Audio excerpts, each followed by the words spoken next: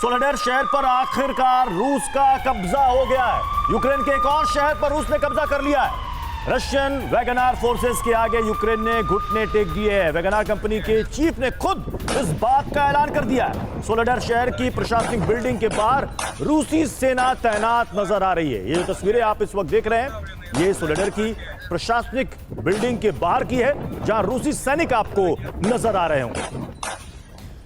तो आप देखें किस तरह से बताया जा रहा था, समझा जा रहा था, एक्सपर्ट्स दावा भी कर रहे थे कि नए साल यानी 2023 में, क्योंकि रूस इस टारगेट को लेकर चल रहा है कि 24 फरवरी जब 2022 में इस जंग की शुरुआत हुई थी, उससे पहले कुछ बड़ा करना है और उससे पहले ही जो मुकाम है उसको हासिल करना है। अब आप देखिए सोलेडर शहर में जो कब्जा हुआ है, इसके आप मायने समझिए। सोलेडर पर रूस का टोटल कंट्रोल, वैगनर फोर्सेस ने पूरे सोलेडर को कब्जे में ले लिया। कौन बता रहे हैं?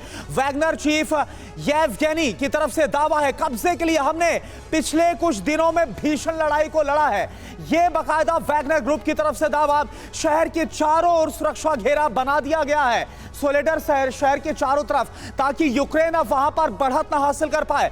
कितने लोग बंदी बनाए गए हैं इसकी अभी जानकारी कल दी जाएगी, यानी कि अभी इस पर और जानकारी डिटेल्स आनी बाकी है। इधर जो डीपीआर है, डीपीआर के रूस समर्थक प्रमुख ने यह कहा है कि शहर अब आजाद है, क्योंकि ये वो लोग हैं जो लगातार रशियन फोर्सेस के समर्थन में थे। अब आप देखिए हमारे साथ जो खास मेहमान है उनका हम रुख कर रहे हैं। कैप्टन देवनाथ, मेरा सवाल आपसे ही है, ये बताइए सोलेडर की जो जीत है वो रूस के लिए कितने मायने रखती है? करुणा, सोलेडर का युद्ध बहुत महत्वपूर्ण है, क्योंकि अगर आप देखें 15 दिन से जो बाखमुत का युद्ध है, सोलेडर जो है उसके लेफ्ट फ्लैंक को प्रोटेक्शन देता है।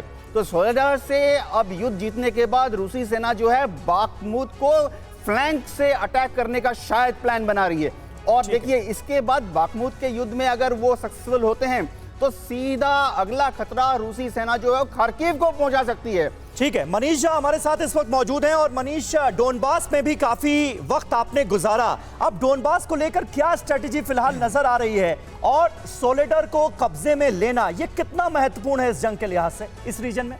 बिल्कुल समीर, देखिए जब हम सोलेडर या बाखमुत की बात करते हैं तो इसका वही महत्व है जो नेपोलियन के लिए वाटरलू या फिर द्वितीय विश्व युद्ध में जर्मनी के लिए रूस पर आक्रमण करने जैसा है। और ये मैं क्यों कह रहा हूँ, क्योंकि आपको ध्यान होगा कि बाखमुत की जब लड़ाई शुरू हुई तो उस लड़ाई में यूक्रेन ने अपने अलग अलग जगह से, यहाँ तक कि जो खेरसॉन में उनकी सेना थी उनको भी वहाँ से ट्रांसफर करके बाखमुत में लगाया।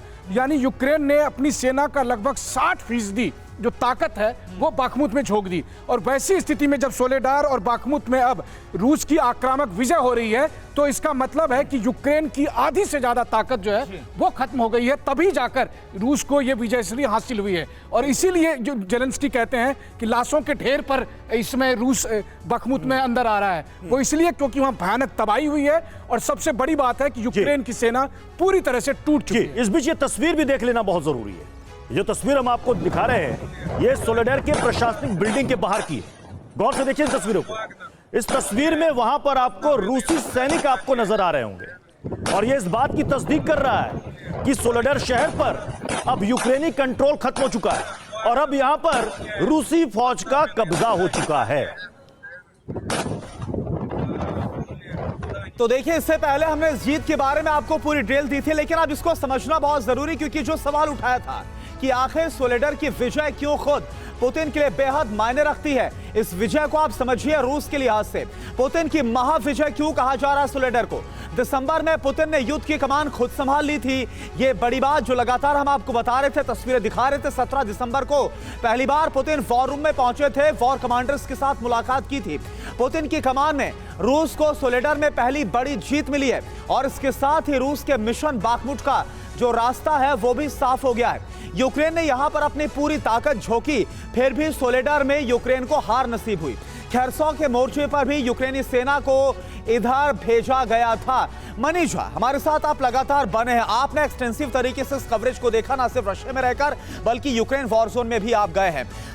आप जब यूक्रेन इस बात का दावा कर रहा था कि हम भगा देंगे, मारे जाएंगे रशियन सैनिक और वेस्टर्न फोर्सेस उनके पीछे थी, लेकिन रशिया को जो चाहिए था वो तो मिल रहा है, वो लगातार जीत हासिल कर रहा है वॉर जोन में। बिल्कुल, और खास करके इसके मायने इसलिए और ज्यादा बढ़ जाते हैं क्योंकि आप देखिए सितंबर में खार्किव में रूसी सेना को पीछे हटना पड़ा, अक्टूबर में लीमन से पीछे हटना पड़ा और नवंबर में खिरसौन से पीछे हटना पड़ा। लेकिन 17 दिसंबर वो तारीख थी जो रूस की सेना के लिए टर्निंग पॉइंट था। 17 दिसंबर को पहली बार प्रेसिडेंट पुतिन बतौर commander in chief war room में पहुंचे और उसके बाद पुतिन के नेतृत्व में यह पहली विजय हुई है, वो विजय जो रूस और यूक्रेन के युद्ध का पूरा जो है पलड़ा बदल सकता है। और यही वजह है कि अब आज की तारीख में ऐसा लग रहा है कि पुतिन के कमान संभालने के बाद रूसी सेना का एक नया रूप देखने को मिल रहा है और उसके बाद पहली बार रूस को एक निर्णायक विजय श्री हासिल हो रही है।